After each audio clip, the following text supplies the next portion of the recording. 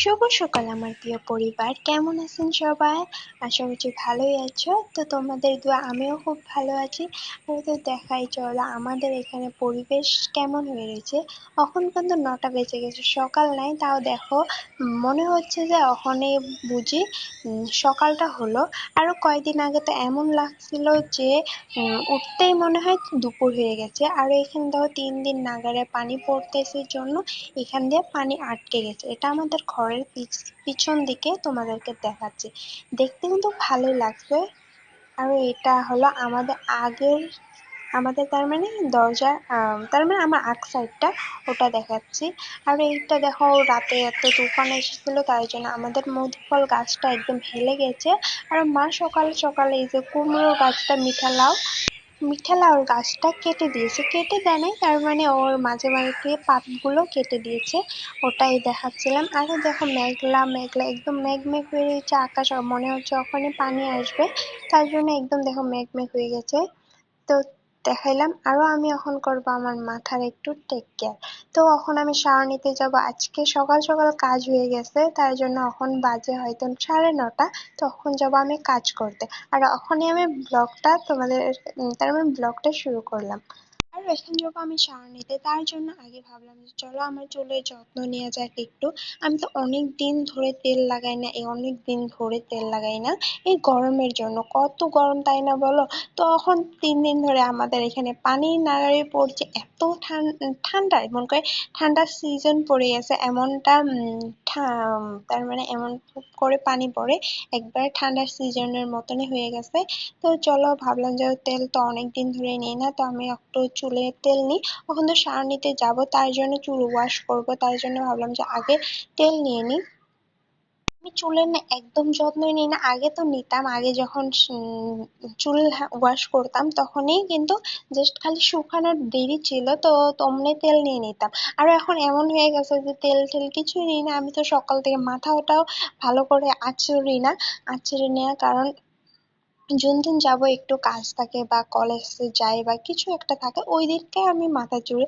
তার আগে কিন্তু আমি চুড়ি না। যখন দেখবো একদম চুলগুলো এমন হয়ে গেছে, তারপরে বললাম না যে চুলের কোনো যত্নই নিই না, তার জন্য আমার একটা কথা আছে না যে তুমি একটা গাছে যদি পানি ঢালো বা বা ভালো করে টেক কেয়ার করো, ওই গাছটা কিন্তু ভালো করে হয় বা ভালো করে বড় হয়ে ওঠে।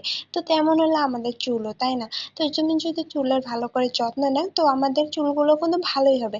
কিন্তু আমি এমন একটা মেয়ে যে চুলের কোনো যত্নই নিই না, তার জন্য দেখো আমার চুল এত বড়। আমার আম্মু আম্মু তো বলে যে তোর চুলগুলো, তার আমার পছন্দ না, তাও আম্মুকে বলি মা আমি চুলগুলো কেটে ফেলবো। বললে হ্যাঁ তুই একটু টাকলুই হয়ে যা, তুই কে কাটার দরকার নেই, এমনি তো ভালোই লাগে না এই চুলগুলো, আরো একদম কেটে ফেলবি তো। এমনি তো বলে যে তোর এমনিতে চুল হয় না, আরো একদমই হবে না। মুখে বলি। আরো দেখো আমার মুখে এত অয়েলি হয়ে থাকে, তো সকালে জাস্ট মুখ দিয়ে কিন্তু কিছুই লাগাই নাই, মুখে কিছুই দিই নাই, তাও এত অয়েলি অয়েলি স্কিন। এটা হলো আমার মাসির মেয়ের মেয়ে, মানে আমার দিদির মেয়ে। তো এরা দুজন খালি জাস্ট আসে আর যায়, আমার কিন্তু অনেক ভালো লাগে ওদের দুজনে। ওকে বলছি যে তোমার দাঁতগুলো দেখি। কথা হলো আজকের ব্লগটা আজকে শুট কর, আজকে আবার পোস্টও করব, কারণ একদম শর্ট ব্লগ বানাবো তাই জন্য।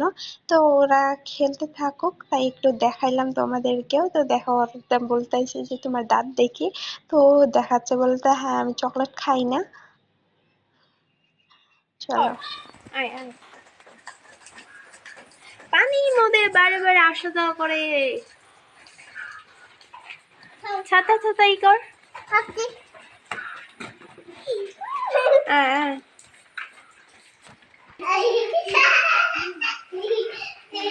ছাড় নিয়ে আসলাম। কারণ আমি বললাম না যে চুলে তেল লাগালাম ওয়াশ করবো, যে দেখি যে শ্যাম্পু নাই, শ্যাম্পু শেষ হয়ে গেছে, তার জন্য চুলটা এমনি পানি দিয়ে ধুয়েছি কিন্তু শ্যাম্পু করি নাই।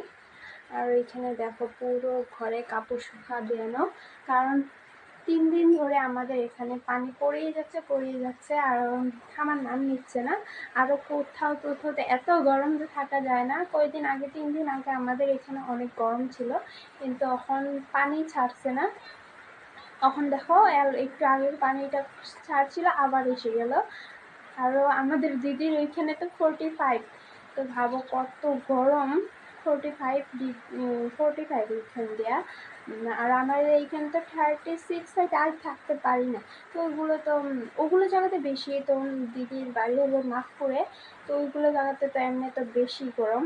তো আর আমাদের এখানে পানি ছাড়তেছে না, আর ওইখান দিয়ে গরমে বাঁচতেছে না। তো পুরো ঘরে কাপড় শুকা দেয় না, কারণ বাইরে তো দেওয়া যাবে না, আর কাপড় তো ধুইতে হয়, পরতে হয়, তার জন্য। চলো এখন আমি শাওয়ার নিয়ে এলাম, একটু কিছু লাগাই, তারপরে খাবো।